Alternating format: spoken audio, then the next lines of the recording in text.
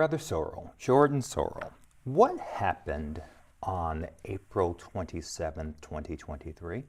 So I remember we had set some time up just to reconnect, because we reconnect I'll say once in a while. Mm-hmm.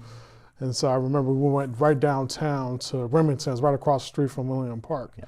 I remember I was a little late. I was rushing, like, oh shoot, I'm gonna be a little late, because I got early's on time, on time's late. And so when we sat and we were talking about just checking in. So how are you doing? More of a heart check than anything. Yeah. And it was more about, all right, we're doing this, but what if we thought about doing this for others as well? Because there's not a lot of space for you and I mostly. We have 168 hours out of the week, and then during the week, we're just doing everything else, but having this type of conversation. So I remember that's what kind of sparked from that one conversation to now what we see is called Brothers Talking. Yeah.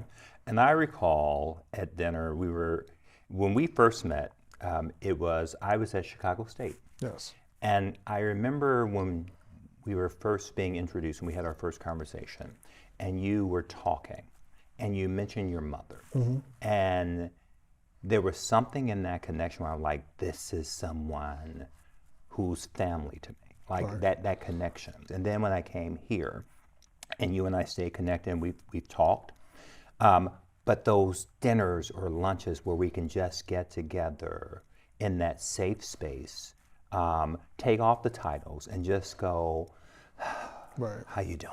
Yeah. And we did that at Remington's, and you said something I remember we were sitting there, I was probably devouring fries, and we're talking about life, and I'm telling you, trusting, being vulnerable enough to go, here's what's working, here's what's not, here's what I'm learning.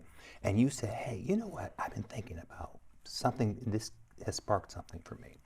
And you said, brothers, black men specifically, do not have the space to look at each other and talk and be vulnerable, and work that muscle of sharing and vulnerability, the way that you and I had done naturally, but it came through trust. Right. And we mentioned the name. I said, oh my gosh, Jourdan, I've been thinking the same thing. Yep. No lie, thinking the same thing. And we started talking about what this group might look like. Yep. And we named the same person. We won't name them now. We don't want to embarrass him, but he's in this panel. Yep. And we both went, that's it. Yep. And then it became a question of finding other brothers who were in a place, whether it was 75 or 28, a place in their life where they were craving what I think we both were craving. Right. Because a lot of times, I think particularly right now, black men are just trying to survive. I think we talked about that. We are just trying to eat, live, and do what we need to do daily. Vulnerability is not necessarily on the top of the list of things when you get up and you go to sleep every night. And so to have a space and to start to model what that looks like, I think is very important, because I remember we talked about it's two sides sometimes. It's the side that we can't be who we fully want to be.